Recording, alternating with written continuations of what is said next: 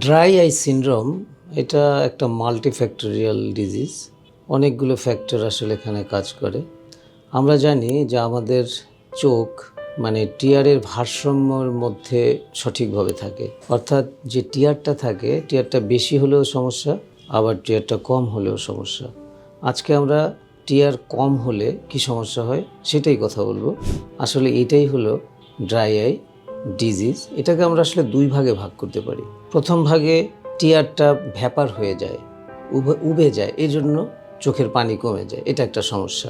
দ্বিতীয় ভাগে আমরা করতে পারি যে ডিজিজের কারণে চোখের টিয়ারের একটা কম্পোনেন্ট হলো অ্যাকুয়াস হিউমার, এই অ্যাকুয়াস লেয়ার ডিস্টার্ব হয় বা কমে যায়। তো দেখা যায় যে বেশ কিছু কারণে এই টিয়ার ফিল্ম আনস্টেবল হয়ে যায়, অথবা টিয়ার ফিল্মের যে ব্যালেন্স থাকার কথা সেটা থাকে না, যার কারণে বেশ কিছু সমস্যা তৈরি হয়। সেই সমস্যাগুলোর মধ্যে কি আছে, যেমন পেশেন্ট কমপ্লেন করে চোখ জ্বালা পোড়া করছে, চোখে মনে হয় কিছু পড়ে আছে, চোখ বারবার পিটপিট করে, তারপরে চোখে মনে হয় বালি পড়ে আছে, চোখ বন্ধ করলে অসুবিধা, এরকম নানান রকমের সমস্যা হয়। কখনো কখনো ব্যতিক্রমে চোখ দিয়ে পানি পড়ে। এখানে পানিটা যে কারণে পড়ে এটা একটু আমাদের বোঝা দরকার। অর্থাৎ চোখ পানি কমে যাওয়ার জন্য চোখ চেষ্টা করে আরও বেশি পানি বের করতে, যার কারণে রিফ্লেক্স ইরিটেশন হয়। এই ইরিটেশনের কারণে তখন চোখের পানি পড়ে। তো এই ধরনের সমস্যাগুলো আসলে যথাযথ পরীক্ষা করে ডাক্তার দেখিয়ে চিকিৎসা করা দরকার। কারণ আমি আগে যে বলেছি যে দুটা কারণে হয়, তো সঠিকভাবে যদি কারণটা নির্ণয় না করে আমরা যত্রতত্র আর্টিফিশিয়াল টিয়ার ব্যবহার করি, বিভিন্ন রকমের আর্টিফিশিয়াল টিয়ার পাওয়া যায় আসলে বিভিন্ন কারণের সাথে সংযুক্ত থেকে। সেই জন্য ডাক্তার দেখিয়ে যথাযথ চিকিৎসা করে আমরা এটার প্রতিকার করতে পারি। এখন জানা দরকার যে কি কারণে আসলে এটা হয়। এটার পেছনে অনেকগুলো কারণ আছে।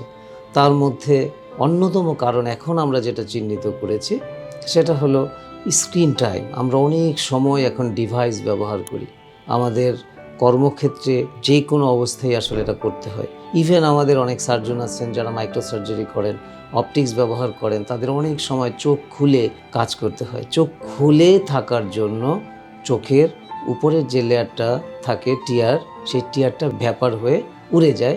এটার জন্য পানি শূন্যতা দেখা যায়, শুষ্কতা দেখা যায়, এটা অন্যতম কারণ। এছাড়া আছে বয়স, বিশেষ করে আমাদের মেয়েদের যাদের বয়স 50 বা তার কাছাকাছি, তাদের হরমোনাল চেঞ্জ হয়। এই হরমোনাল চেঞ্জের কারণে টিয়ার অ্যাবনরমালিটি দেখা যায়।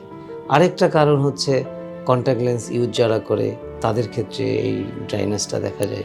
এছাড়াও কিছু ভিটামিন আছে, vitamin A, vitamin D, vitamin বি12 এবং ওমেগা 3, এর অভাবেও কিন্তু চোখের পানি শূন্যতা দেখা যায় এবং ড্রাই আই ডিজিজ তৈরি করে।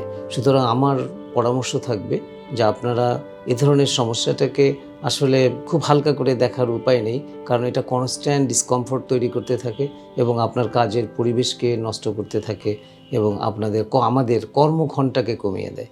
সুতরাং আমরা মনে করি আপনি চোখের ডাক্তারের কাছে যে যথাযথভাবে রোগ নির্ণয় করে যথাযথ টিয়ার বা চিকিৎসা নেবেন।